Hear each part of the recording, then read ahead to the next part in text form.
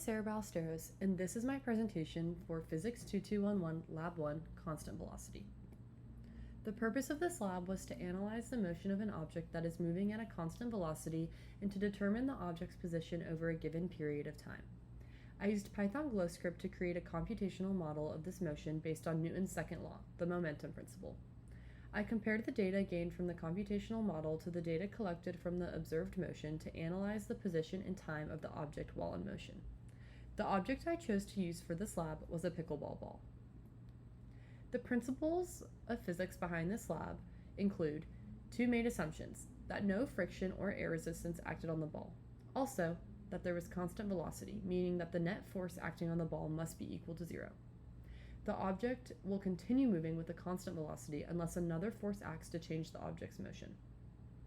Newton's first and second laws also apply.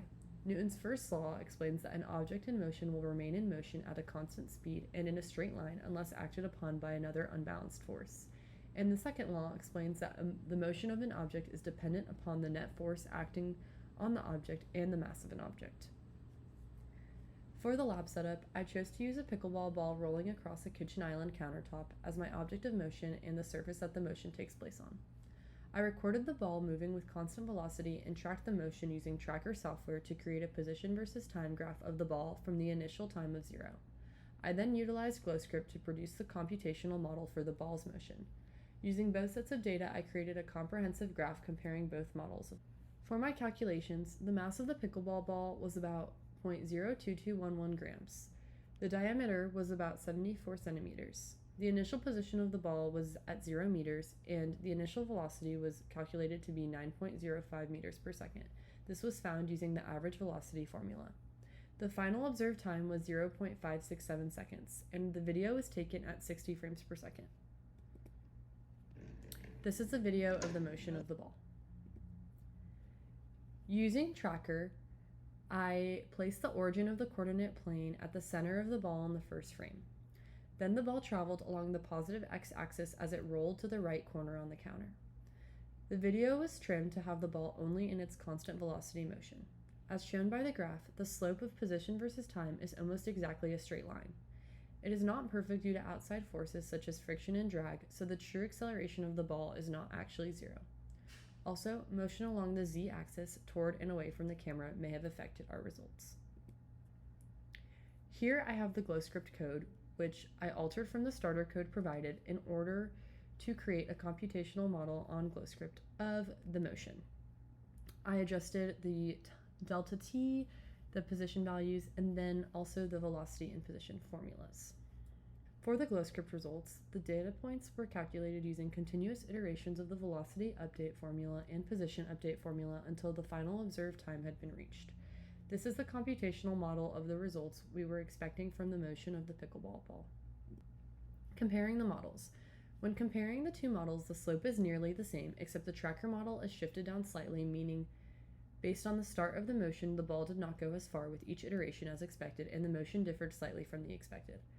The R coefficient values are 0.992 and 0.9983. These values are close, and we concluded that the main difference may be how the ball started its motion. The reasons for this difference may include error with marking the tracking point of the data. The computational model may not account for the drag and friction force, which would have resulted in a non-zero net force acting on the ball. Lastly, precision in terms of length of the reference point may have lacked in the video. What if we flipped the axes? If the motion of the ball were to be flipped to go in the negative x direction, the speed of the ball would remain the same since direction is not a factor of speed. However, the velocity of the ball would not be the same since it would have a change in direction. In my experiment, the ball moved in the positive x direction and therefore had a positive slope. If the axes were flipped, the ball would now be moving to the left in the negative x direction, creating a negative slope. What does this mean? Because the object is moving with a constant velocity, we can conclude that there is no net force. However, it is not possible to determine the exact total net force on the ball with the naked eye. There are many forces present acting on the ball. Therefore, it is not possible to produce a final net force that is actually 0. Within the x-axis of the experiment, a push from the hand applies a force in the positive x direction. Friction pushes in the negative x direction. Within the y-axis of the experiment, gravitational force is pushing down on the object in the negative y direction. Normal force from the kitchen island countertop is pushing back up in the positive y direction. In conclusion, In this experiment, we successfully created and analyzed the motion of a pickleball ball rolling across a kitchen island countertop in the positive X direction using software like Tracker and GlowScript. By employing GlowScript, we developed a position model that closely matched our predictions, assuming no external interactions.